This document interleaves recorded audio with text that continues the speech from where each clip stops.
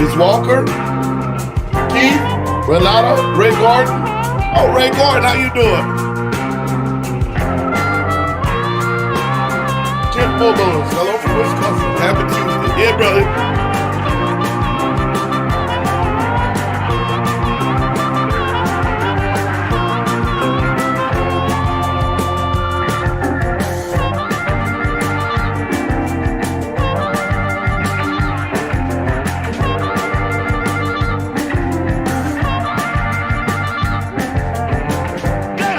Hey, Chris Cook.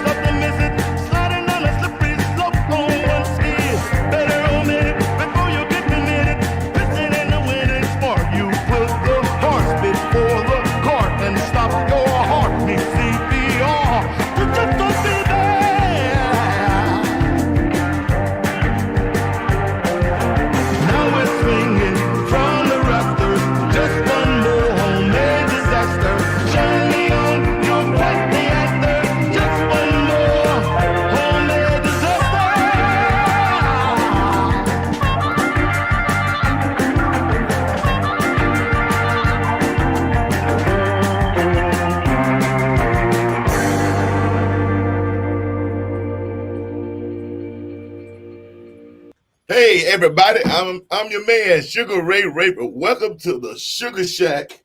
We're out here in the shack. Beautiful 72 degrees in Phoenix, Arizona. It's gorgeous. My guest today will be the legendary guitarist, Miss Davies. And we're going to have a conversation with her shortly about her career and everything. Next week, tune in. It'll be my main man, Mr. Tommy Castro, next week. So it should be a great, great, great show.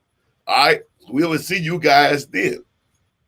Now, today, that was my single that came out in March, Homemade Disaster. I hope you guys enjoyed it.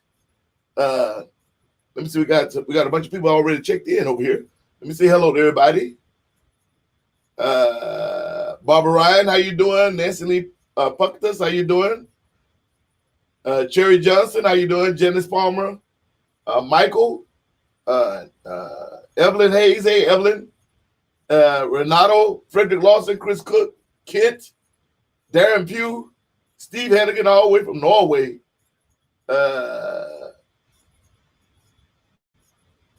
Eric Sassman, testing 1, 2, 3 for YouTube. All right. Oh, yeah, let you guys know, we also stream this live on YouTube, and we'll put a comment link for that, and let those people that know and that like YouTube, they can go over there and get that done. Big shout out to my manager, Miss Stephanie Gonzalez at Apropos Management, to our media company, Bunny Burkett, Magicians Media with Tristan, also to Mr. Eric Sassaman, his own media company, as well as helped me get a lot of things done. He was just helping me with Debbie, a bunch of other stuff. My record company, 40 Below Records, producer Eric Korn, to the guys that, we just laid down the basic tracks for the new album. So big shout out to Sasha, to Rick Ostrom from the Mavis Staples Band, to Matt Teku, from Sam Morrow, and my man Taraz, and all those guys. Amon, thank you, brother. Everybody did a good job. Big shout out to Drake Shining, who came in and wound up working every day of the album, so that was pretty cool.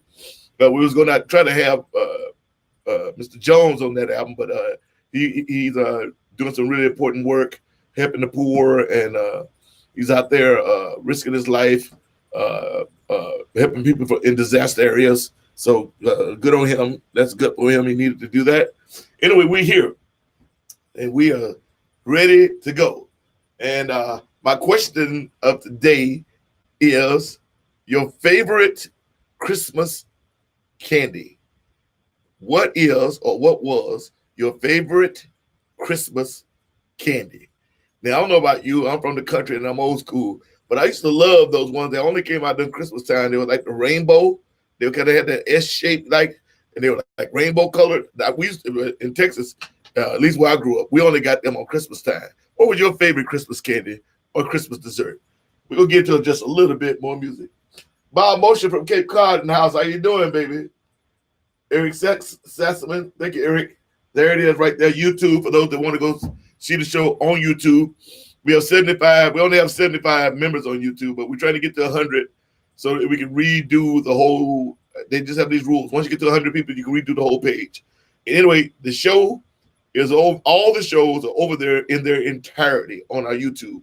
Right down there on the screen is our YouTube URL. So just copy that. Go over and check it out on YouTube also. I know we're all Facebook friends, but just in case something ever happens with Facebook, copy that down. Go check it out. We always have it on YouTube. Now, the thing is, those of you that are seeing this on YouTube, I won't be able to answer your comments until after the show, and I go to YouTube and check. But you are seeing everything live. Right on. Steve Bank, Turkish Delight is the thing in the USA. Turkish Delight. Do I know Turkish? You got a picture of that one? Put it up. Turkish Delight. Larry Torrin likes Brock. Steve Hannigan, Fudge. Bunny Burkett, Peppermint Bark. Is that okay? Peppermint with the dark chocolate. Garrett Thomas, one eye and ear on football and one ear and eye on the Sugar Shack. Don't miss the game, baby. Right on. Don't miss the game. Barbara Ryan, strawberry licorice, and it doesn't have to be Christmas. Okay. All right. Barbara, you seem quite strong about that. Norberto Sanchez, hello, my friend from Spain. Miss you. Hey, Norberto, how you doing, brother? Marcella Isaac, good morning, sugar. Good morning. Good morning, Marcella. Christina Walker. Christina, how are you doing? Dark chocolate covered cherries. Ooh, you're a dirty girl. Dale Watercraft, sugar mousse, Christmas stockings, and my mom's sherry trifle. Nestle Percocet, dark chocolate orange balls. I remember those things.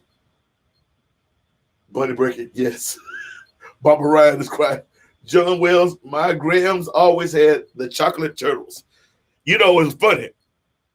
I didn't get those chocolate turtles until I think my grandma may have had them, but I don't. The first time I remember eating them was when I was in the Marine Corps. Those chocolate turtles. You know. Cherry, Nancy Detterlin says cherry cordials. I don't know those either. And then Bunny Burkett, a.k.a. Glenda the Goodwood, says gingerbread anything. All right, Bunny. Okay, gingerbread. Check this out.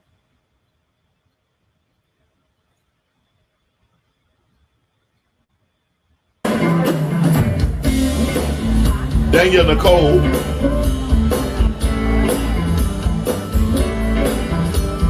Eden Britt.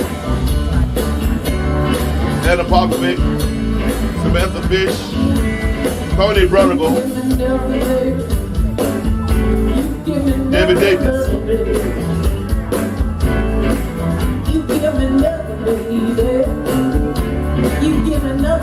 Thank you, Larry Rodriguez. Appreciate that, brother. You give me love, pretty baby. Still I go for you. You always lie, baby. Now you always been untrue.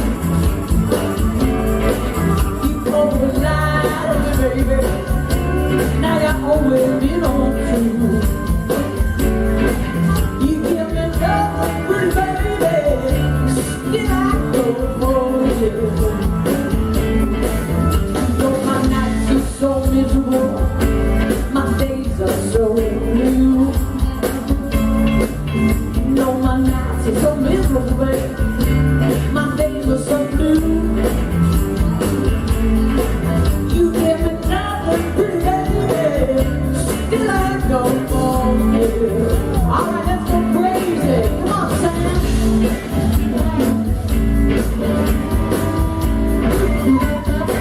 Joy, all the way from India. How you doing, brother? Namaste. Pat Cannon from Prince George, British Columbia. Rock on, baby. Hey, Christina, how you doing, gorgeous?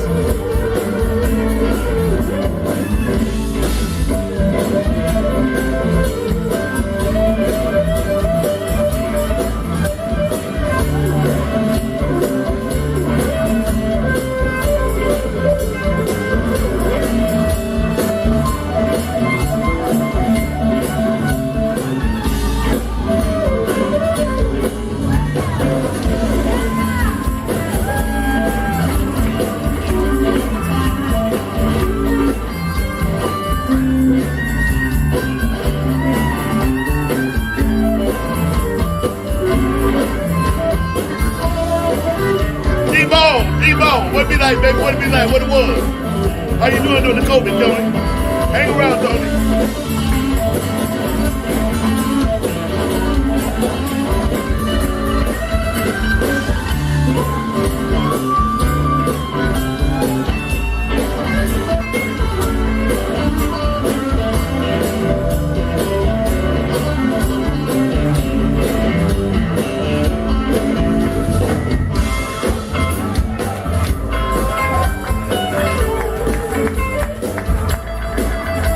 That Tony Bronico is so lucky to be playing behind all these powerful women.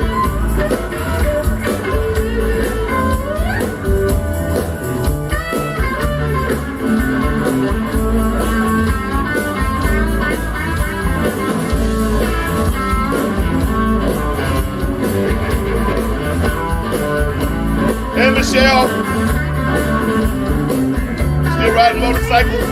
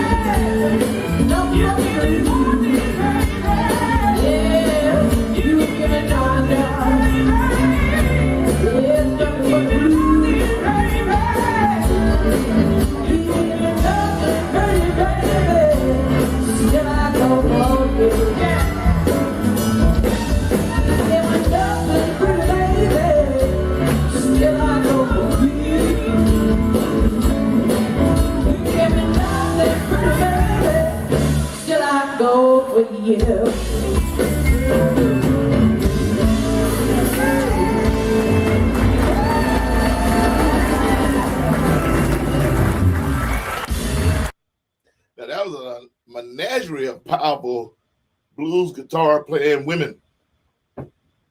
Now, you know, Debbie Davies, I've had the opportunity to work with her a few times. She is an amazing person, and for those that don't know, she's the real deal. She even worked with Albert Collins for many years. She's a hell of a talent in her own right, and I'm glad she was able to make time today at her busy schedule to talk to us. So we'll talk to her shortly. In the meantime, we just gonna keep playing some music and ask a little bit. My friend Tony Williams in the house. Let me see it. Are you following up and comer Miss Rogo? I don't know a Miss Rogo. Huh.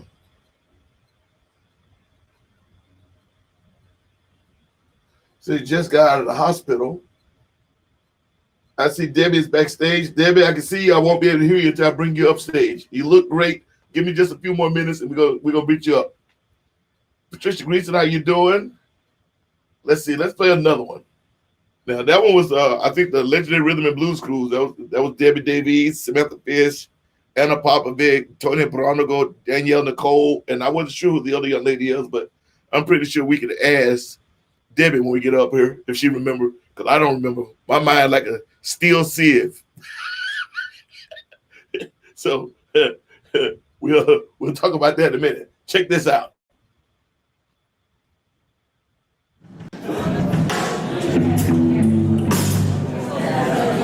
How you guys doing?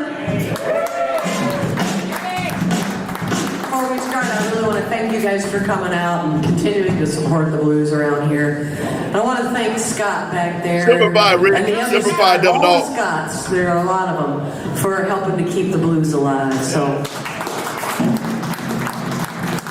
David, make sure that your microphone's turned down or volume on your laptop. We get feedback. Davies. Wait a minute, y'all. All right, we're going to get. Make sure your volume is turned down on your laptop, David. We get feedback from you. Right into it. We're going to have a little blues party. Dance floor here, bar back there. That's all you need to know.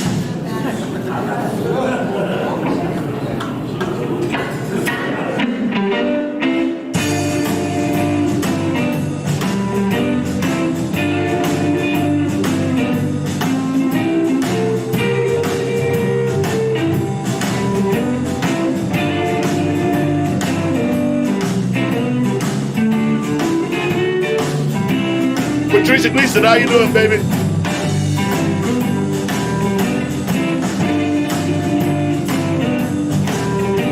Greg Myra, we hope you're doing all right, brother. We're praying for you. God bless his soul. Karma bless his soul. Keep it safe and healthy.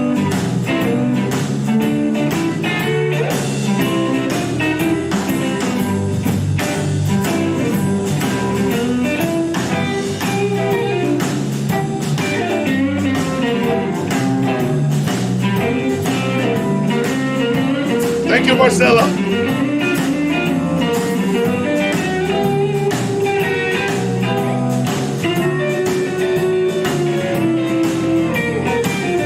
All right, y'all, she's the real deal. She's the real deal.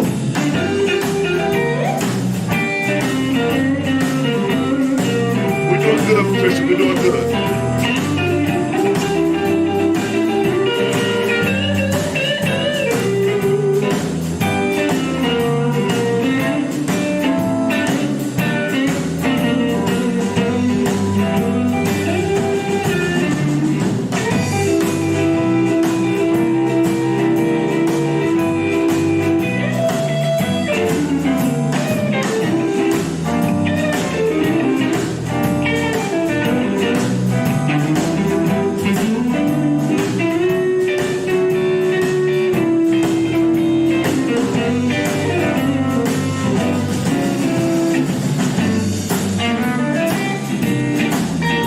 Hey, Ronald.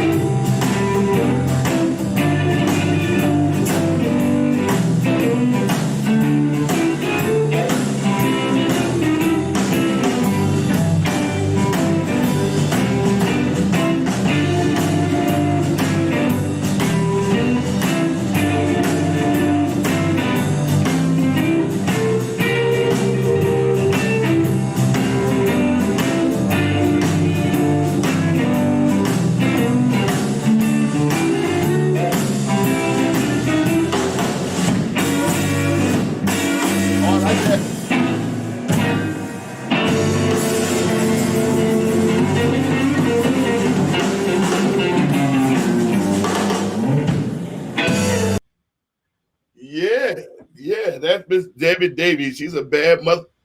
I'm just talking about Debbie. Let me bring her on, ladies and gentlemen.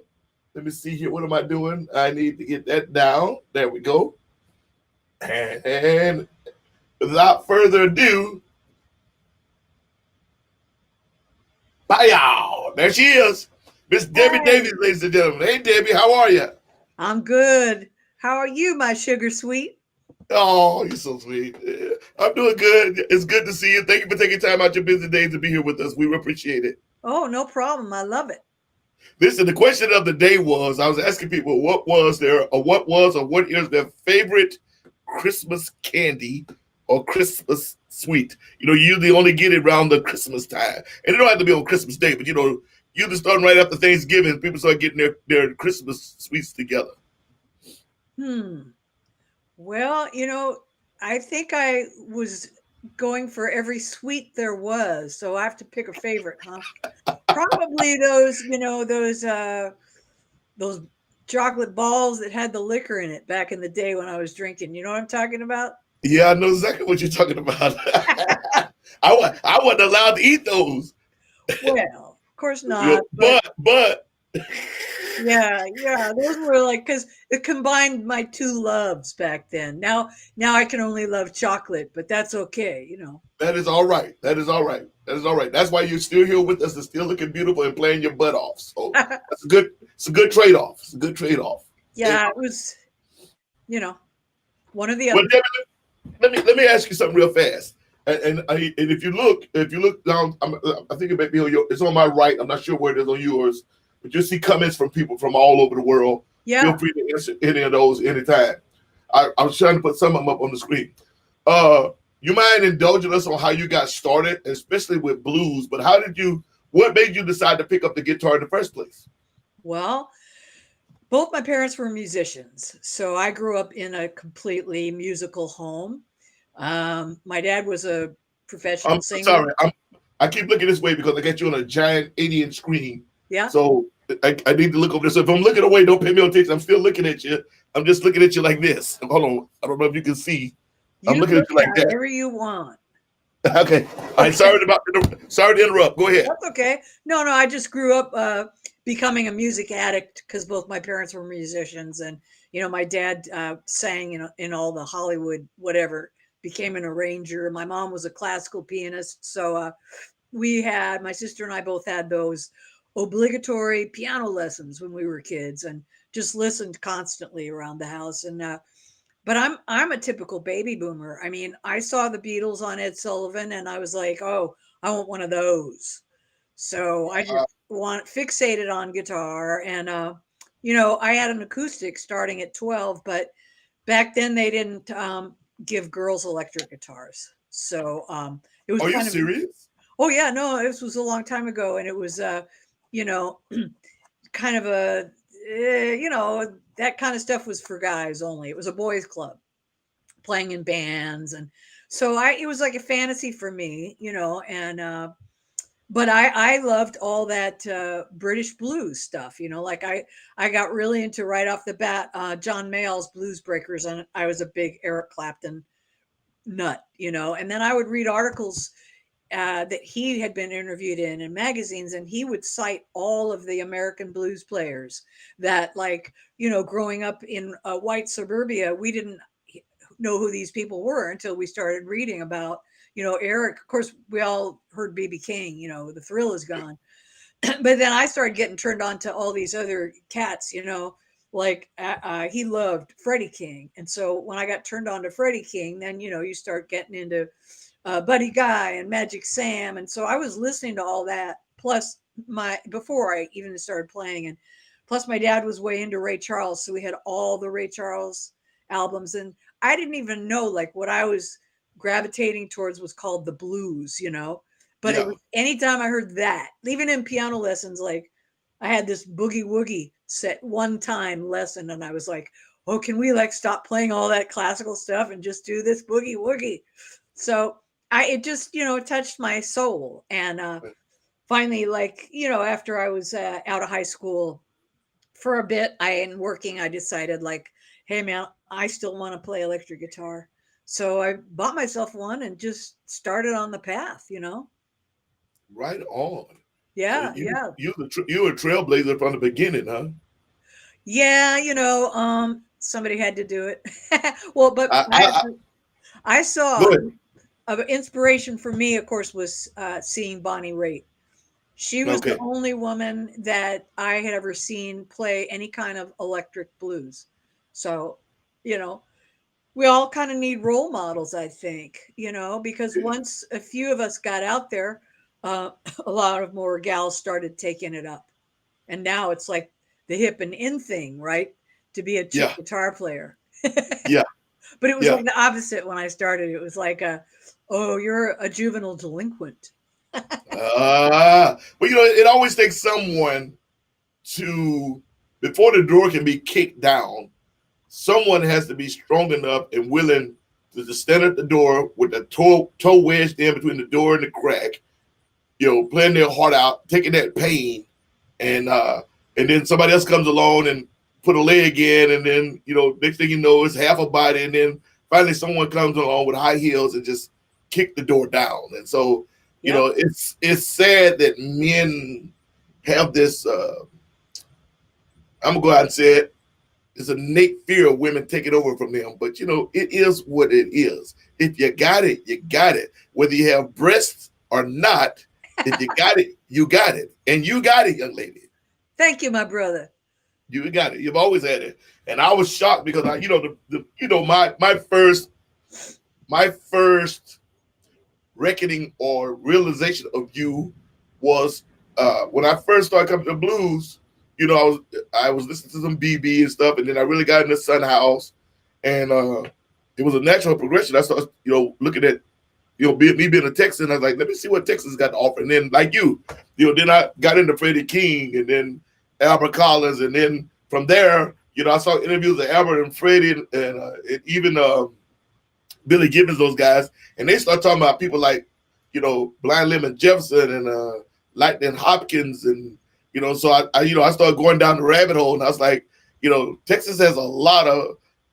I didn't realize we had so many, and then the T-Bone Walkers and all these other guys that wind up being from Texas. And I was like, we always talk about Mississippi and Chicago. It's a lot of bad cats come out of Texas in that area. Yeah, well, I think Texas blues guitar players are probably my biggest influence, And there was like, there's always been like this musical channel between Southern California and Texas. There's Yeah. been a lot of players that have, gone back and forth. So growing up in Southern California, it was kind of like there was an extra swing, an extra feel thing to the Yeah. Texas blues and the horns, a lot. So that's kind of been my thing. I mean, and I agree with you about the rabbit hole, man. I mean, we get turned on to a couple of the modern cats, and for me, it was at first, those British guys, blues rock playing, and then going, oh, let me check out these real guys. And there were so many of them in Texas, like Gatemouth Brown, Gate. and then Yeah. after a while, the Vaughn brothers came out, and, Yeah. it was just kind of bringing it all together for me. And Well, I well, just, you was mentioning Gate. I mean, Gate's done. I mean, first of all, people. I don't know if a lot of people realize that in the 40s and 50s, and we talking about Texas now. In the 40s and 50s, Gate had his own variety show on television. They were broadcast live. I mean, one of the first time I ever saw. I mean, I'm not that old, but I'm telling you, one of the first time I ever saw Etta. One of the first time I saw Freddie King was a reproduction or a re-showing of one of these shows that I can't remember the name of the show, but Gate had it. That was amazing to be able to do that back in them days, especially in Texas. yeah, well, that makes me think right away of that show, The Beat. The Beat, Yeah. yeah, Like, yes. where Gate was the band leader. It was Well, I his. always say it was his show, but yeah, the Beat. That's what I'm thinking of. Yes. Yeah. Yeah. And then, like, I got turned on to that because Freddie King was on Okay. The Beat, So, in fact, I have my own copy of that. Oh, right on. Yeah. Right on. Yeah. Did It was you did great. you ever did you ever play with Freddie? No, because, when Freddie was really up and doing his thing, I was still learning to play. Okay. So, yeah, in fact, I never even saw him live, being younger and in California, not able to travel yet and all that. So, Um, what I saw a lot of the artists that toured up and down, the coast, between here and Canada, and Albert Collins, fortunately, was one of them. Etta James, Buddy Guy and Junior Wells, Gatemouth Brown. So I got to see all those guys a lot, when I was still trying to learn. And I would like, I lived up in Northern California, and there was a blues club in the town I lived in. So I could go all the time. And when I was trying to learn, I would just like sit at these guys' feet at the club and watch. And then, try and take the licks off the records. And back in the old days, man, we put the record on and like moved the needle, going, did I get that lick?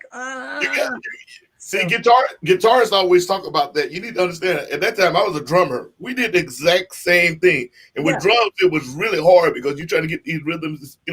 I remember playing some of that stuff from. And my friend Tony Williams is on here. He can vouch for me. He and I are childhood friends from way back from the same church. When we were tweens. But I remember like the Motown stuff, and I was listening to it, and I'm like, man, that's amazing. How does he get all those sounds? And we learned to play that way. It wasn't until well over in adulthood that I realized, oh, it was two drummers. So we just learned to play it as one guy. We didn't think anything about it. We just figured like, well, if they did it, then it's possible. I need to do it. And we had no idea. Oh, it was two guys. That's why it sounded that way. You're like, wow. Yeah, well, that reminds me of when I tried to learn a bunch of Joni Mitchell tunes off of the Court and Spart album. Uh-huh. I had no idea she played in tunings. All of her, everything is in alternate tunings. So I was sitting there trying to learn, all these weird chords in a regular tuning. So Wow. yeah, and you just Wow. going like, why is this not, easy enough for me? But somehow, you figured it out, and then later learned, oh, so you got all these tunings, man. She's cheating. No. Cheating. Yeah. Yeah. You learned it the hard way. That's right. But that's it. It serves you. Oh yeah. I think. Yeah, because Well, I remember you got to get your ear, man. That's what you got to get going on. it's all about the ear. I tell a lot of classically trained musicians, and they hear the gospel guys. Not so much. I mean, there's great gospel guys today, but not like when I grew up. Yeah. And it's like, these classical guys will be like, man, these guys playing these incredible arrangements, and I don't see any paper anywhere. And like, no, because we didn't have that. We learned to play by ear. You had to have big ears, and you just had to. It was almost like jazz, except it'd be gospel or it'd be blues, R&B. You just had to have big ears, and they would be doing some of the most complicated arrangements you could think of, and they're just playing it by ear. Well, yeah. I mean, that's how I learned to sing harmonies. I mean, you just sing along. You hear it, and you sing them.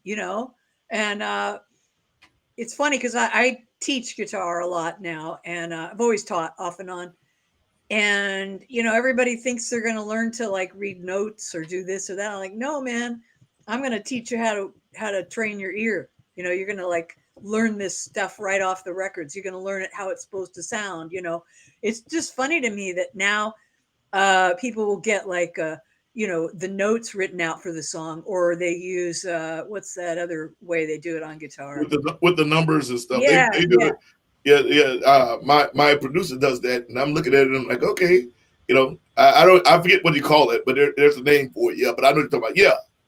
Yeah, it'll come to me. But what's funny is I'm like, how do you get the feeling? How can you get the nuance of the licks? How can you hear the bend or the whatever? That's the essence of blues guitar. So I mean, it's not it's like like Albert Collins or somebody, he would get like the entire solo off of a couple of notes if he wanted to, and it's the power of them and how he moves them and bends them, and tab. That's what you're thinking of, tablature. Tablature. Yeah. I love the way Hendrix said it. That I saw a passage from him saying that the blues is easy to play and hard to feel, and that's the difference. Yeah. Anybody can play, but show you. What are you? Yeah, but what you're playing, is it moving anybody? I just saw that Gino is here. Gino Mateo. I know he's a big fan. My guitars at the time, Gino. He loves your music. I think last time we played together, I came up to Ventura, and I think I had the keyboard player with me. Well, it was for the thing with Kirk Fletcher. Yeah, that was so I much got, fun. you know what? I wonder if I can find that. You guys don't go anywhere. Keep talking, Deb. I'm gonna see if I can find that and play that. You got. I Well, mean, I know Fred Kaplan was kind of all over the place, but it's still fun. Let's check it out. yeah, Keep well, talking. I was so surprised to see you there because it's kind of far out, even if somebody's visiting LA to be up in Ventura. Yeah, So, yeah, but Kirk is always been really cool with me from the days of the Man and His Boys, and yeah, not only that, just a nice guy. And so, I was sitting there. I was in LA. I had nothing to do, and I said, "Well, let me go and see if I can." I found out he was playing. I say, "Let me go and support my brother." I had no intention of actually singing or anything. I was just going to come and sit back, have a drink, and support everybody. Whoa, whoa, and support everybody. And then somebody was like, "Well, Ray, you need to get up and sing." I was like, "No, this is Kirk's night. I'm here to support." But then I saw you get up, and I was like, "Well, if Debbie's getting up, I want to play with Deb." And then you guys were jamming, and I was like, I'm gonna sit there in one for me too. I'm gonna get in there." But that was fun. well, Kirk's one of my favorite players, I have to say. I mean, he is just a monster. But there's a lot of guys at that monster level who I don't really want to hear him play that much. They're just like really flashing all their licks and all these different things. They're not really playing the blues. And Kirk plays the blues. Yes, he does. Yes, he does. I can vouch for it. I play with the guy all over the world. He does. Kirk is a bad mode. Well, we just finished, like I said, recording the basic tracks for the new album, and I must say, the guy Eric uses two guys on guitar. One guy's named Eamon, and I can't think of Eamon's last name. Really good.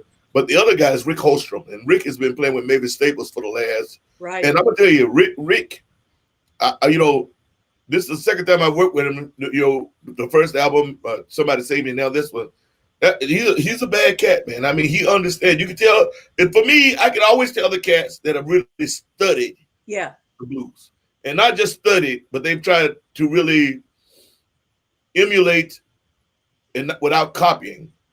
They understand. I guess what I'm trying to say. And when I play with you, whenever I play with you, whenever I've seen you play, when you play, I can look and hear, and I say look and hear, not even looking with my eyes. I'm looking and hearing that you understand what's going on and the essence or the meat of the song and the spirit of the song. If that makes any sense. Well, thank you. I appreciate that so much because I mean, that's kind of where I've been at. That's my goal. And I mean, I can't tell you how much I've listened, and watched. And when I'm teaching somebody, I try and tell them that I'm like, man, I want to give you a list of records to buy because it's all about absorbing and listening. And I think starting when I got my gig, with Albert, because I could play rhythm and he gave me a lot of solos, but it's like, to me, the meat and potatoes in blues is the rhythm and the feel. So it's like you get that. You get inside the song and you feel it and you get all these rhythm ideas and then you build your solo or your singing on top of all that. Right on. Right on. And not every guitarist sings. And I'm always telling guitarists they should because I wish, I mean, I own all these guitars. I got a Falco sitting over here right now and an acoustic sitting in the corner. I got about 3 chords. I wish I could do it. I never put the time into it, and some people like, well, Ray, you're a singer, just stay. I'm like, but I'm going to do it because, I can't think of the young lady's name right now. She plays saxophone. And when you're at Memphis, she sat down and played acoustic guitar and sang her song. And I'm like, God damn it. That's what I've wanted to do. I mean, I would love to be in the middle of one of my concerts and be able to push the band off stage and sit down with just my guitar and get my Son House, my Mississippi John Hurt feeling on exactly what I'm thinking in my head and translate that from my heart to my fingers and my voice. I would almost give anything to be able to do that. Well, it's fun, man. It's really fun. And the thing is, like, to learn an instrument, it's like you have to be kind of obsessive You have to be obsessive. and really, picking it up all the time and, digging Yep. into it. So, I mean, I was that way with the drums when I was younger. I mean, I walked in the Texas seat up to the church. The pastor gave me the keys to the church, so I would go up on a Monday or something like that, and I'd be in there sometimes for 4 or 5 hours, just pouring sweat, just trying stuff. I mean, I was yeah. obsessed with it. Now, I'm that way now with singing. I'm obsessive with it. I'm always trying to literally ring out every tone I can from my voice and think of different ways to approach things. It's because not everybody's voice is equal, so you have to find out what works for you. Oh, for sure. I mean, that was one of my biggest frustrations, it's because I would listen to Etta James and Coco Taylor, Yeah. and there was Coco. going to come out of this mouth, so it's like, yeah, you have to just use what you got, and try and do the best you can with it. Well, you've always done a great job. Oh, well, that's sweet. I'm glad I have the guitar because there's so much more I can, like, really express out of that I can't out of my voice because so it's the two of them together, I guess, which that's the whole expression. That's pretty cool. Now, sounds like I saw earlier we were supposed to talk. You know what my schedule was like. So thank you for being so kind this morning and not cussing me out with when falling asleep and everything else. I really appreciate that. I will pay you back in tenfold. No, but it sounds like you're teaching and everything like that now too. Yeah. Well, especially during COVID, Okay. But I've always taught off and on. I mean, people want to learn to play. It's like, sure, I know players who don't teach, and they feel like they can't. So I think it is a certain kind of brain that, feels like they can. But on guitar, I'm pretty much self-taught. And so I remember the challenges and the hurdles that I had to get over and figure out. So I feel like I can help other people do that too, Yeah. But yeah, it's cool. I dig sharing it with people. Oh, Vanessa Collier, that's her name. Thank you, Greg Meyer. I appreciate that. Vanessa Collier. Yes. A wonderful young musician. Yeah. But I was, I know a million horn players. Me, I'm a horn-driven band guy. I believe in having horns in the band. And but I was really impressed that year that she sat down on the stage and put down the horn and grabbed an acoustic guitar and sang a song that she wrote. I mean, that was super duper impressive to me. I won't forget that, I'll teach you. All the guitarists I know say that, and they never show me anything. They don't. No. Well, I will. Bob Moshe said Duke Robillard posted a video today playing a gig with Debbie Davies from a while back. That's cool. I need to try to find that. I mean, you've got so many videos out there. I just wanted to grab a couple to just kind of showcase some things. I mean, it was just hundreds and hundreds of videos. So, well, that I think the one that he's talking about was when I was just first started touring with Albert, and we went over and played this German television show called Ohne Filter in a town called Baden. And Duke Robillard's band opened up. So then on stage at the end of my set with Albert, we brought Duke up. So it was like a, dream come true for me. It was my first time meeting Duke, and here I am between Albert Collins and Duke Robillard. It's like, okay, peace. Duke is a hell of a player, nice guy. I think the first time I actually met him, we were in France. It was me, him, Kirk Fletcher. That's right, Kirk Fletcher, Erhan Ostemia, and we were doing some show. Kirk had a band, and Duke had a band, and then we had like a little jam at some little club afterwards. I remember Duke leaving because there was some French guy that was playing really, really loud, And Duke was just like, I'm not here to compete with you, dude. And Yeah. Duke played the songs and grabbed the stuff and left. And then a couple years ago, I did an album with Duke Robillard, Jimmy Vaughn, and a room full of blues guys called Texas Road Blues. Cool. So Duke is an amazing player also. Yeah, I'm glad someone said that. I need to see if I can persuade him to come on the show one of these times. Yeah, well, he's like, he produced one of my records. Oh, I didn't know he produced also. Yeah. Oh my God, his talent is so huge. I mean, he's a real mild-mannered dude, so you may not even realize it. But when you go in the studio with people, you know how it is. You find out a lot more the depth of what they can do and what they know, and so, yeah. Yeah, no, that's true. That is definitely true. How many do you know offhand? How many albums have you done? I mean, not with everybody else, but like how many of your own albums have you done? That makes it easier. Oh, okay. Well, then I'd have to. I usually say like 15, but then I'd have to minus 2 or 3, 2 anyway. So I guess probably 13 of my own. Right on. Yeah. Right on. Then the obvious question I must ask, if you don't mind, is could you enlighten us on how you met Albert and how did you wind up being his rhythm guitarist? Well, kind of cut my teeth in Northern California up there. That's where I taught myself to play. And then I moved back down to Southern California and started going to these jams. And, there was, I call celebrity jams. In other words, like bands that were like road bands, like let's say Bonnie Raitt's band and Albert Collins and John Mayall. It's a blues jam. So their players, when they weren't on the road, they would all go to this jam, and you had to kind of earn your way up in that jam. Play. Yeah. And it took a while, man. But finally I was getting to do my tunes and play, and I met Coco Montoya. Okay. And he told me that Maggie Mayall was putting a band together. So I, went up and auditioned at John Mayall's house, and I was with them for a while. So I was getting a little, rep around town. And Coco had been Albert Collins' drummer. I don't know if you know that in the 70s. Yeah, I did know that. Yeah.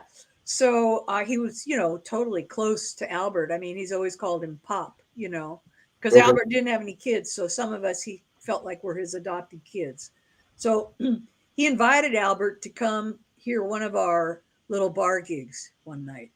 So Albert came out, because me and Coco, when we weren't on tour with the Mayalls, we would book these little bar gigs and book a band, And Albert came and he actually sat in with us, which blew everybody's mind. Like, Albert Collins is here, and sitting in. So that's when I met Albert, and he liked my playing. And then Coco, we became, friends. Like Coco and I would go over there for, barbecue, Albert's with Albert and Gwen. And it came to pass, like about a year later, that Albert was going to put a whole new band together. And not totally, but, he was making changes, and he was losing his keyboard player and his guitar player. So he didn't have any chordal instrument, he had his rhythm section and the horns. So I guess somehow they were tossing and turning my name around, and I didn't know why, but Albert invited me when I was still playing with Maggie to come and sit in with him up at the San Francisco Blues Festival. So I had a gig that night with Maggie Mayall, and then I took a red eye up to San Francisco and sat in with Albert. And I guess he just wanted to see how I could hang, Yeah. Well, I do it to all my guys. I think that's a Texas thing. You throw them to the wolves and see how they handle it. Well, his other guest on stage was Robert Cray. So, Okay. So, I had to feel like, oh yeah, I can sit here and tear it up with Robert and Albert on either side. So, but somehow I just did. I always did that because it was my thing, and I was thrilled, and I was hungry, and I loved it. So when about a couple of months later, I got a call from Albert's manager and said, Albert wants to know if you'd like to join the band. And we're leaving tomorrow for a 5-week tour. Yeah, that's the way it works. And I was like, oh yeah. So, you know, and you know, there's no rehearsal, no nothing. You just, you Yep. know, you jump on, and of course, I was a big Albert fan, so it wasn't like hidden secrets how his tunes went. But the horn players, man, like he had this cat Gabe Fleming. He used to be in that, you know, 106th Street. Yeah. Watts What 100? Yeah. So okay, Yeah. he was With like my buddy Gatson. yeah, he was their music director. So now he was playing with Albert. He was the horns leader, you know. And man, he had no problem telling me when to shut up. You know, man, you don't have to play that constantly. You don't have to do that. You know, play this, play a smaller chord. So you know, it's right on stage. Somebody's yelling at you, and you're like, okay, okay. But then you know, like after on with Albert for a while, you start to know just by looking at his little movements or a little thing he does on the guitar exactly what song he's going to go into. Right. So that's just it's all the feel and it's all the knowing each other and Yep. you know it was a wild and crazy group of guys, man. Which you know, I get people coming in to me. Thank you for that story because I always wanted to know too. I've never had the opportunity to sit down and ask you. But you know, I get guys come to me all the time that want to join the band or be in the band, and that's my problem. Is the guys that are with me have been with me a long time. They chewed up a lot of road, a lot of airtime, a lot of stage time, and I'm one of them guys. I don't like set list, so and I have a very broad repertoire of music, and so you have to be paying attention to me at all times. Yep. And you know, my band has been with me so long that you know, if I move an eyebrow, if I move a toe, they know exactly where I'm going. And sometimes they'll beat me there. So I always tell bands, I think you know, I'm a Texas guy, so you know, I push bands to their limit. You know, guys look like they're about to pass out. You know, and I'm like, you know, if you can't hang, if you don't have that third gear, you know, it's the old school. You know, if you can't hang, don't step up because we're going to run you over. And I'm very proud to say that the band has gotten to the point where sometimes they run me over. And that does not happen. I have to look back, pull them back, but like it's like pulling wild horses. But I love that. Now a lot of band leaders don't like that, but I think it's a Texas thing. You know, I want to get every ounce of energy and nuance and play it out of the musicians that are with me that I can. But Yeah, and I Texas mean guys seem to be that way. the Texas, you know, the bands Texas has a mentality of like you're a show band, man. You know, Yes.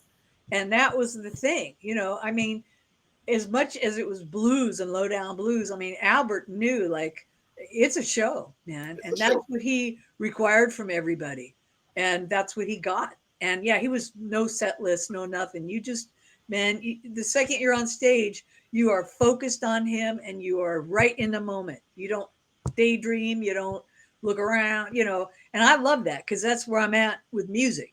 I want to be Yeah. in it, right in it, you know. Well, that's why I think you get the best shows, you know, and for me, it's always been like I'm the same way. It's a show, and I don't want to give the same show every night to a different crowd. I like to have the show tailored to where I am and what's going on, you know. But you know, there's a lot of musicians can't do that. You know, I've gone through quite a few horn players over the years. I mean, whether the two English guys play with me, been with me for a long time. I mean, Aaron, I met Aaron at NAMM when he was still playing with Amy Winehouse, and about 7 years later, I met Giles. But in the beginning, I couldn't afford to fly those guys to America. I was only Yeah. using them when I left the United States. The last couple of years, I've flown them in. But I would have other horn guys trying to play, and I look over and they got, you know, they're trying to use notes and Yeah. sheet music, and you know, the wind is blowing it. They're trying to staple it down. You know, I'm changing songs left and right, and they just look so flustered. And I'm just like, dude, you've been with me for years. You know the songs. Why do you need the chart?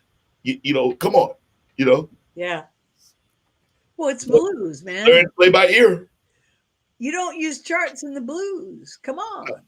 No, I mean, I'm bluesy, and I can get down home, you know, rock gut.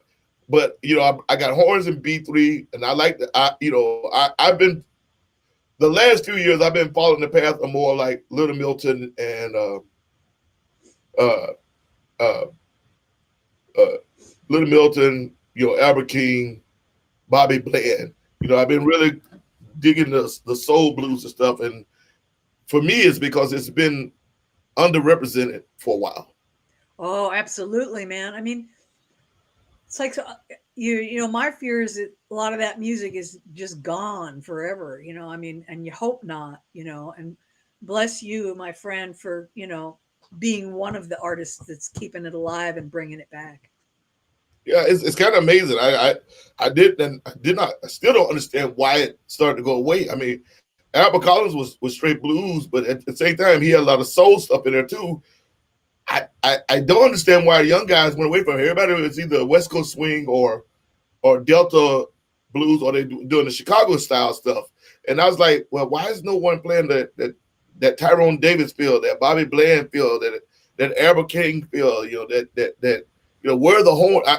When I first started doing festivals there about 20 years ago, every blues band I saw was guitarist, bass drums, and maybe a harmonica. And people were looking at me crazy because I was showing up with two horns, a B3, guitar, bass, and me singing. And people were like, how can you afford it? I'm like, well, no, I can't afford it. But the sound, you couldn't deny it. And everywhere I went, we were invited back. And now I look around and everyone's using what I did. But when I did it, no one was doing it. People, I guess it got to a point where musicians were like, I ain't paying all that money to have these guys. We're going to go through a power trio. How do you feel about power trios, and what has been your evolution with that? Well, I was always used to having a 4-piece band when I started. I always had a second guitar player. And I got spoiled because my first main band that I had this great guitar player named Danny Krieger. He lives in Arizona, so I don't know if Tucson. Oh, yeah. And Danny could play anything, and he played slide a lot. So, I mean, I don't play slide. So we really had these two voices going on guitar, which was totally compatible. And the thing is, sometimes with working with two guitar players is like a competitive thing. And I didn't want any of that. So with me and Danny, it was just totally fun and simpatico. But as I moved along, it was hard to find that kind of guy again, because a lot of them are, I call them backseat drivers.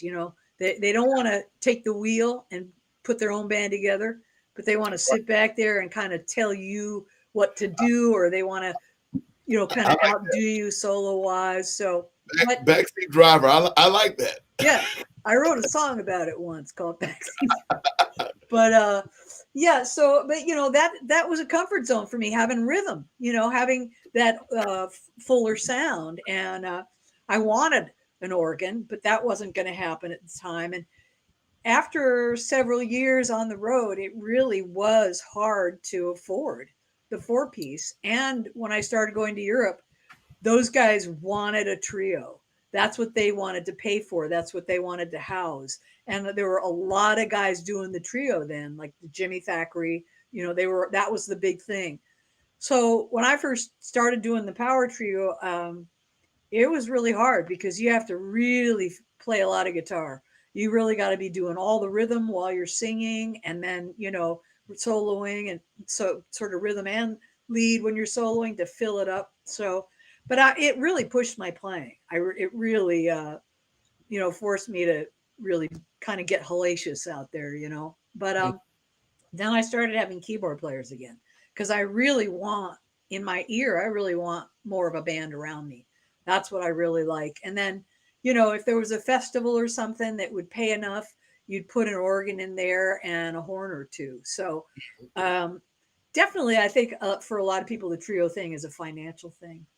Although it was for me. I mean, it wasn't like I could afford it. I just could not afford it as a singer. I mean, I can hold a show. I mean, I've done many shows. I can just sit there a cappella. I can hold a show, but there's those melodic things that happen, and I also realized that when you're playing, like at one point I was doing like 200 shows a year. That the voice isn't like a drum, a guitar, piano. It can't be retuned. You can't restring it. You can't put a new head on it. When it's done, and you're hoarse and you're out, it's done, and you're hoarse and you're out. Mm-hmm. So I learned to get great musicians to play with me And instead, I did it because like when I take a break, okay, when I call take a break in the middle of a song, step back, catch my breath for a second, I'm dancing, I'm whatever. I didn't want the fever or the essence that I had built up at that point to die down. So I always wanted to make sure I had a great guitar player play with me, a great organist play with me, and then to throw icing on the cake, if I had great horn players, that's a whole different solo. So now you're talking about two or three different types of solos that give people such a different rounded, in my mind, rounded base of music that that people didn't mind that oh, he only did 3 verses in that 7-minute song, because the solos, it wasn't like trying to throw 3 guitar solos. Did that make any sense? Yeah.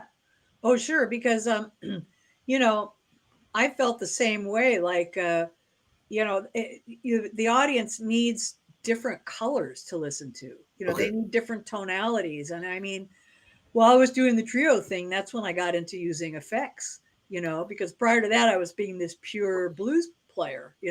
But it was like, well, okay, I'm going to use a wah wah for a while, or I'm going to use this, chorus thing or whatever, just to change the tonality for the audience, if not for yourself. I mean, for sure, like, you want to give your voice a break. And that's the beauty of having other soloists on stage. So when Hmm. you do the trio thing, like all those, benefits go away. So Yeah. it really I, honors. I I look at him. I look at him sometimes like, good, bless your soul. But it's Dennis Jones, a few others I could mention, and I'm just like, you know, uh, bless your soul, man, because you know, 25, 50 gigs, 60 gigs, you can do it. But when you get to doing 150, 200, 250 gigs, fly dates, and blah blah blah, you know, Oh yeah. wow. You know, Yeah, you just have to learn different things, have to how to kind of pace yourself or keep your strength, or different ways you can use your voice when it's tired. Also for me, like, I love to do guitar instrumentals. And so, I learned, I did plenty of them oh, when I was out there doing my trio. Now for another instrumental. yeah. Yeah. I I, love. I see all three, all power trio guys, girls that I know. They always throw in 1 or 2 instrumentals in the set. And I can't blame them. I know exactly what they're doing. I can't blame them because you're only a human being. So I can dig it. Well, I happen to love guitar instrumentals too. I mean, so it doesn't, never a problem. So, But but the yeah. audience loves them also. So Well, yeah, and that's the thing, there's a certain point of time in your guitar playing career when you are so into licks and soloing, that you just want to do that forever. But for me, there's a point in time when it's like, okay, that's great, but I'm more into like the big thing of music.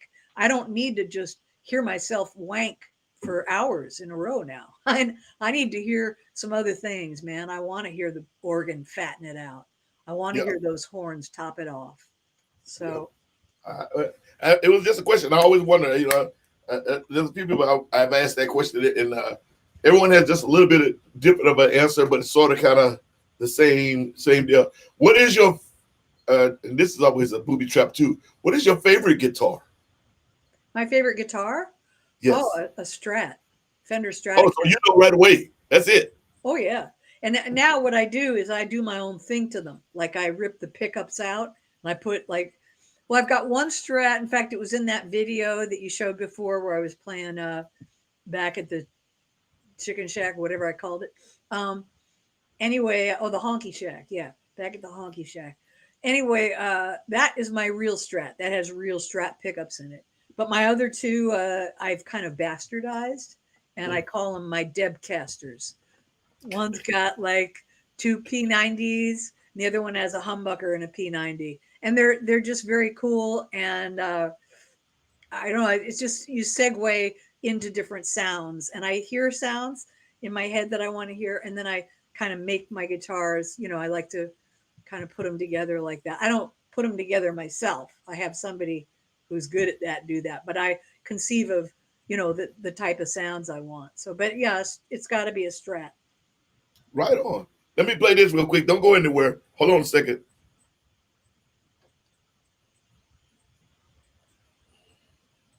How you doing? My name is Bob. These are the alcoholics who want to say thank you for letting us know. This brother is the baddest cat I know. I've been trying to steal him for the last 15 years. He always wiggle out some kind of way, but Kirk, I love you, man. And I was in town. I said, let's go down and let's support my brother Kirk Fletcher. So this is pretty cool.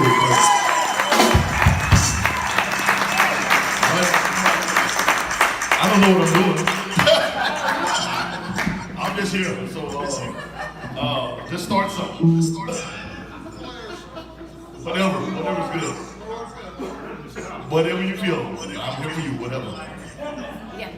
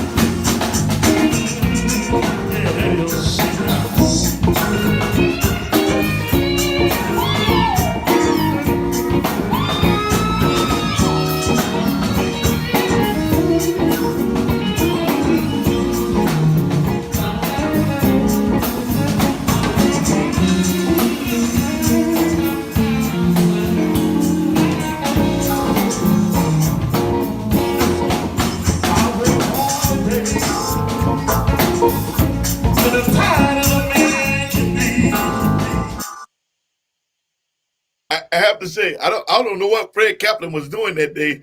I don't think he could hear or something. It was strange, but here we go.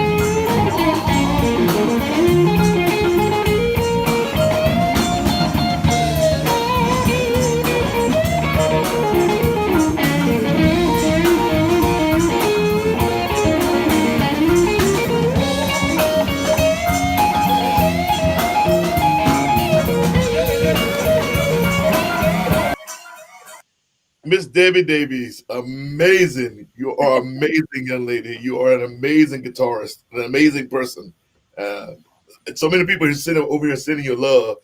Eric Horn, my producer and record exec, he was saying he loves P90s. And I try to get into understanding what the I'm not sure what kind of pickups I got in my little guitar. Maybe you could tell me. Okay. Let me see. Here's my baby. Now, what's the brand? This one is a Ibanez. Yeah, well, those are basically humbuckers. What you have? Is that what they are? Yeah, they're like what you'd see, on a Gibson Les Paul or a 335. That's a humbucking pickup. Okay. And for all of us that don't understand the jargon, which I'm one of them, What is the difference? I mean, what is the difference with the pickups? I know they make different sounds, but I know some people say P90, some people say humbuckers. I've seen some people make some Frankenstein stuff. What's the deal? You mind explaining that a little bit? Well, I don't think I'm the best, tech nerd to explain it all, but it's kind of like a humbucker has a fat sound. It's got a lot of bass, a lot of mid range to it, plus the highs. But I think what it's basically a double coil pickup. So there's two sets of coils, each going in a different direction. And by coils, I mean like a thing that has windings around it. You know, Mm. like copper, windings. And so depending on how many windings there are, I mean, it all changes. There's all the little minutia things, but the fact that you have the two going in different directions, you're not going to get any hum. In other words, it's not going to Oh, interact with like lights and stuff like that gives the guitar the bad hum. That's why they're called humbuckers. That's what they were invented for. And they're I never knew that. You talk about you're not the one explaining it. Look, I've been playing a long time, and you're the first person to actually explain it to where I understand it. well, Okay. well, see now the Stratocaster that has like thinner pickups. Those are just single coil. So they, by nature, they have much more of a high end kind of piercing sound. And so there's like more of an attack to those, Okay. that could be really good because of the coloring of it with the high end. It's real good for rhythm. But then Ah, then they started becoming really popular for soloing. So, and that like you hear a Telecaster, how like twangy and high endy those are. Maybe you don't, but anyway, for country I mean, music, what are they called? a Telecaster, Yeah, the tellies. I mean, I know tellies. yeah. So I, they got that high end twangy thing, and so those are single coil pickups too. Now the P90s that I'm into, they're also single coil pickups, but they have a fatter sound. So to me, they're my like sort of combination of the best of both worlds. But the problem is between the single coil and the humbucker, I find the P90s are like they're fat, a little fatter than the Strat pickups, but they're still, they still have a lot of punch to them. so So would you say like their general purpose, or would you say that, or like you say they're in between, so they kind of well, just for me, for my ear, it's all really a personal taste thing because I love real Strat pickups, but then I want something fatter. But I don't totally want a humbucker on every song because it's really fat and smooth, and I want something that's punchier. So that's why I've got my one guitar with a humbucker and a P90. So it's kind of got both. But the single coil pickups, they will hum.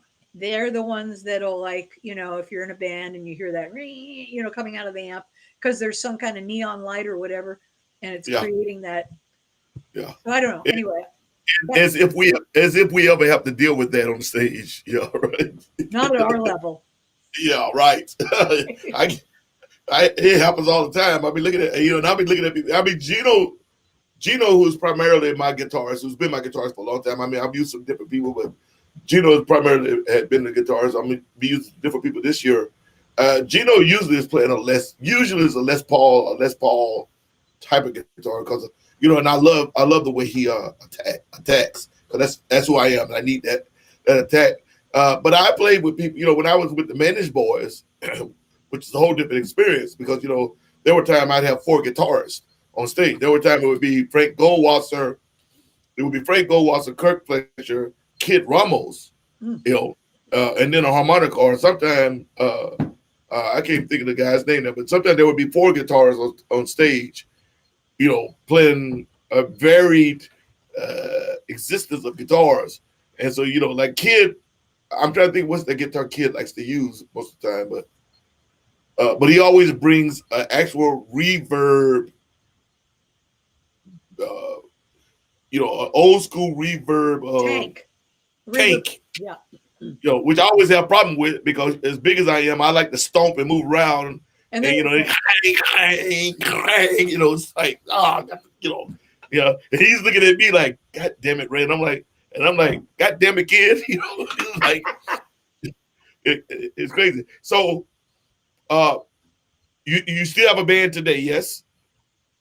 Well, I have players that I work with. I have players on the East Coast, players on the West Coast, but there hasn't been too much going on, and Well, I'm not like doing the big van tours anymore. yeah, I'm just too old for that. It's rugged. Plus, there's so many young folks out there doing it, and there's a time and a place for everything, right? yeah.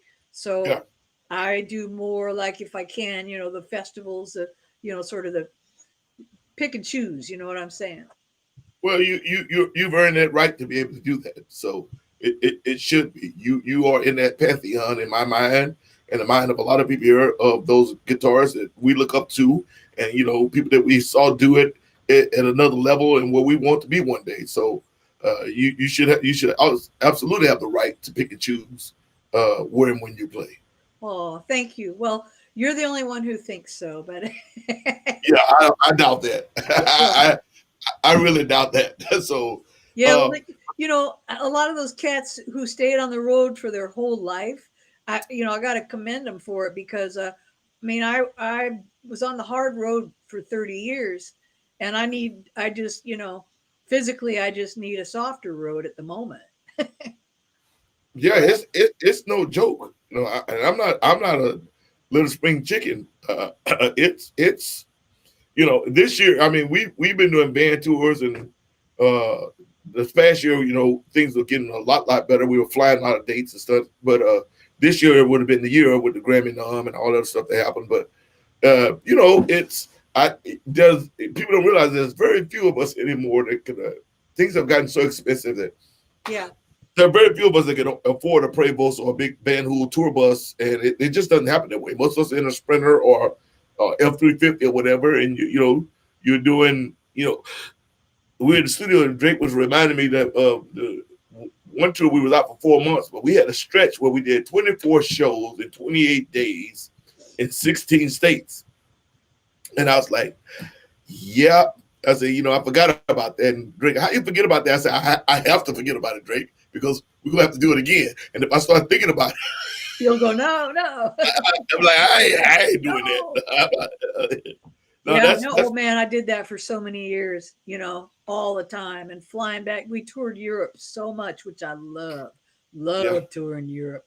But yeah. the flying, and then get right back into the van for a 5 week cross country tour. And I'm so blessed to have gotten to travel and see as much of this planet as I've gotten to see. I really am, and that wouldn't have happened without music.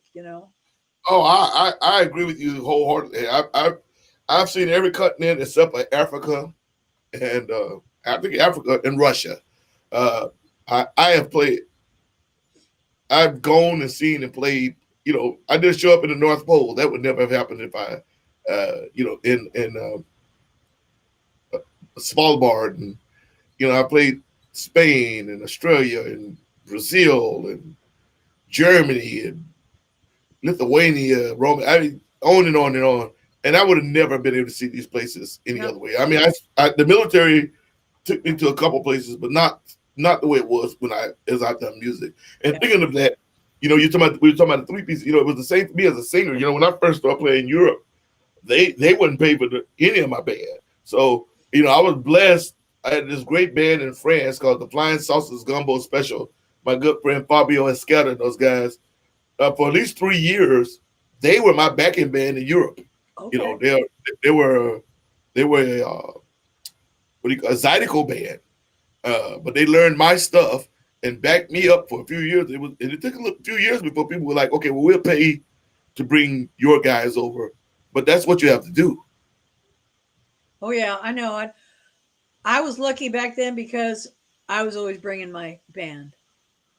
But then I did have to, mostly do a trio. I brought a organ player over once, but the circuit that we were on, it was so tough because they're used to trios, and so most places they didn't have a keyboard to provide, and you know, they would bring them in they from wherever, and a lot of times they didn't work so good. And one time we got to a gig and it was still in the box. It was brand Wow. new. And my Yeah. keyboard player had to like, you know, open it up and then read all the Set it up. directions and, you know, try and like Wow. program it, you know, and I was like, Yeah. okay, this is a little too stressful. I was down that road. I mean, the last few years for me hasn't been that way. I mean, in Europe, my name was a lot bigger. It's still a lot bigger than it is in the States. It's just starting to grow in the States. But I had 10, 11 years of touring through Europe. So Yep. I've been very lucky that, I've done almost every major festival there and concerts and whatnot. So I've been really lucky that, usually my rider is my rider and they set it up. But, funny thing about that is those things happen to me in the States. In the last couple of years, I started hitting it really hard here in America, and people don't know who you are. And it's just a thing of respect, because they don't know you. So it's kind of like, well, yeah, basically you get what you get, buddy, and be happy about it and don't Yeah. complain. I did a show in Canada, and my mind is going blank, right across from Detroit. Toronto? No, literally right across from Detroit. Oh. Like you can throw across. Why is my mind going blank? I wound up playing it like 4 times. I wound up being the ambassador of the place.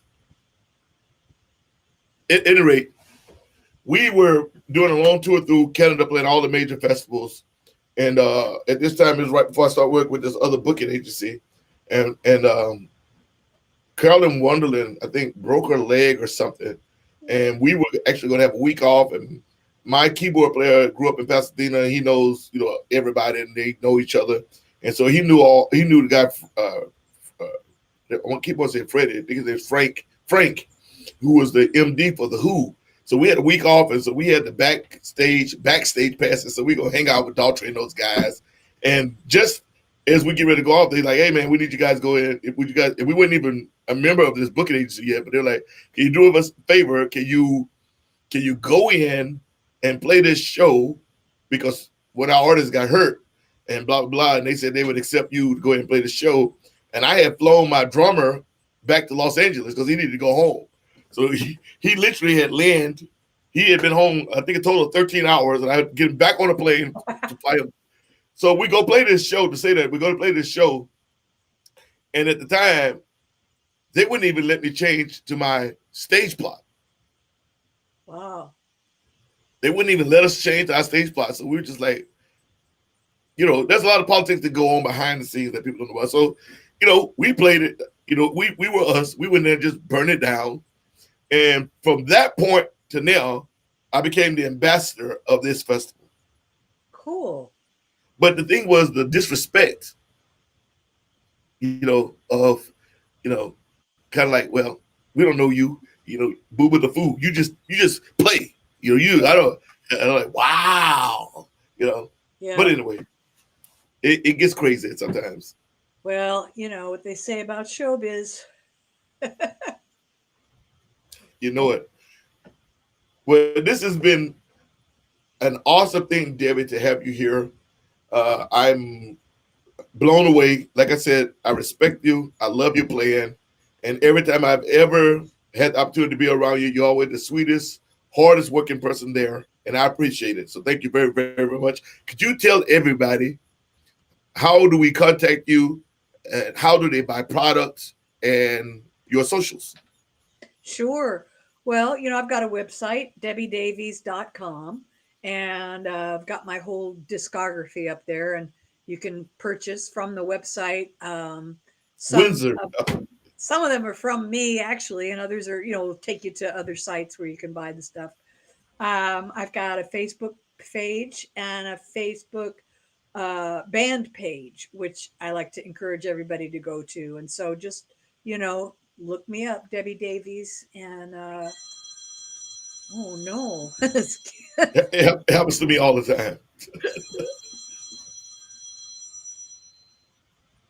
Spam. So, Been a lot of that lately. For a while there wasn't. There's been I get spam calls all the time. probably the holidays, people trying to hook you into parting with your money. Yeah. They're good there. Okay, continue, please.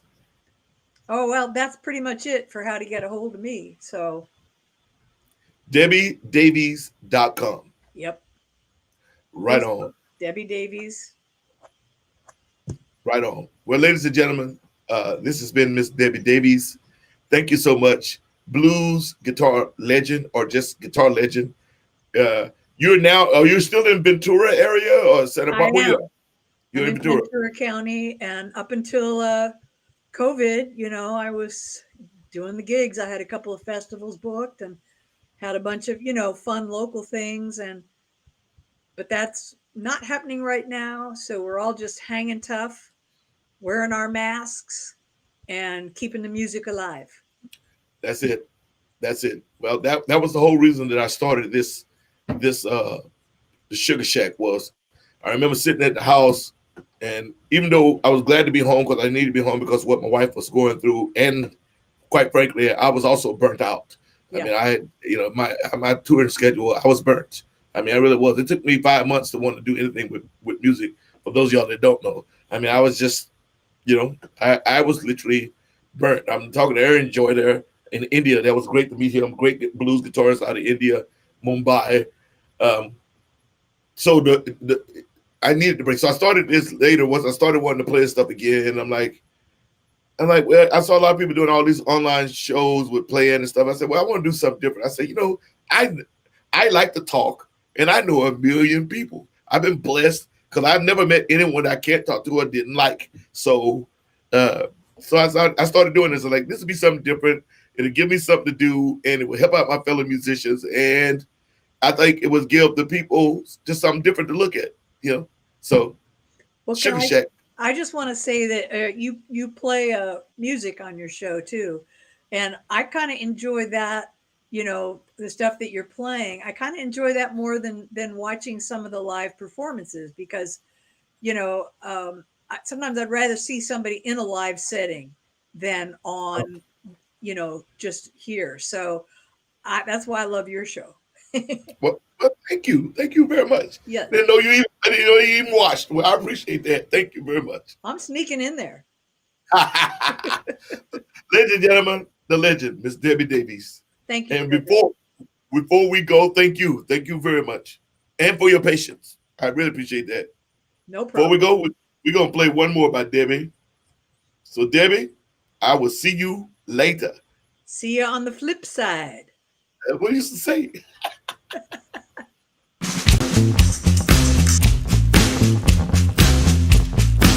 That's not Debbie.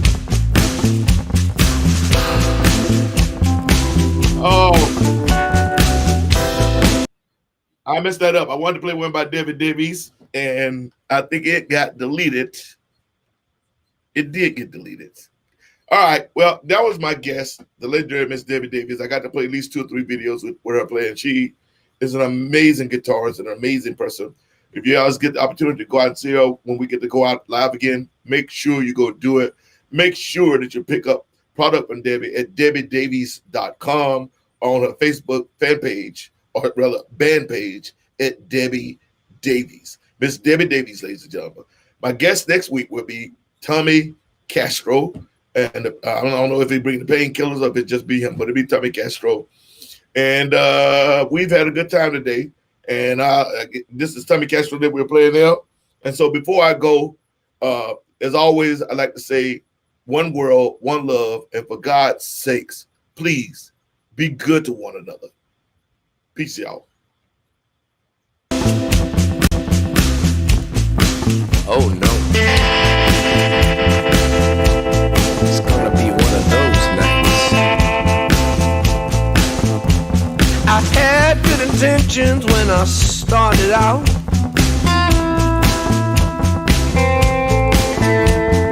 No going back now. I gotta ride this out.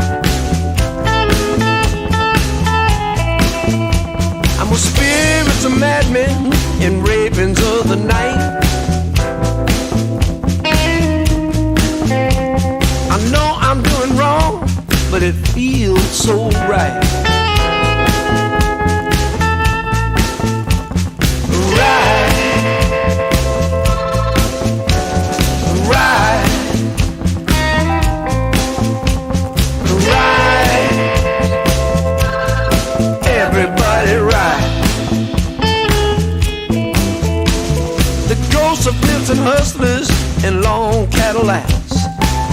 geniuses and maniacs and Jack Kerouacs.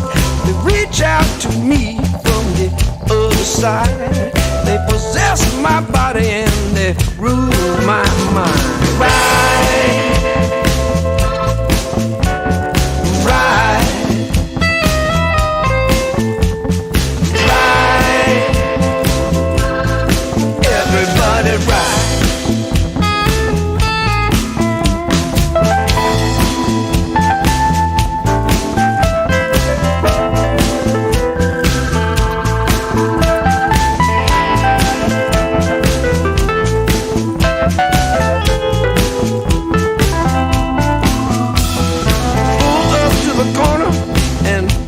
The trunk. I grab my own guitar and I smell the funk. It's coming off of Grant Street and down the alley. I hear somebody singing Long Tall Sally.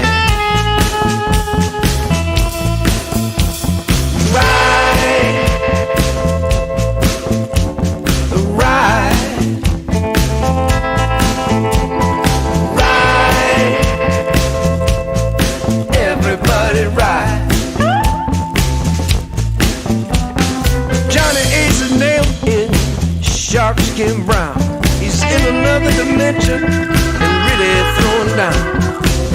Nitro's tone, he's cutting like a knife. He's got one eye on the clock and the other on your wife. Right, right, right.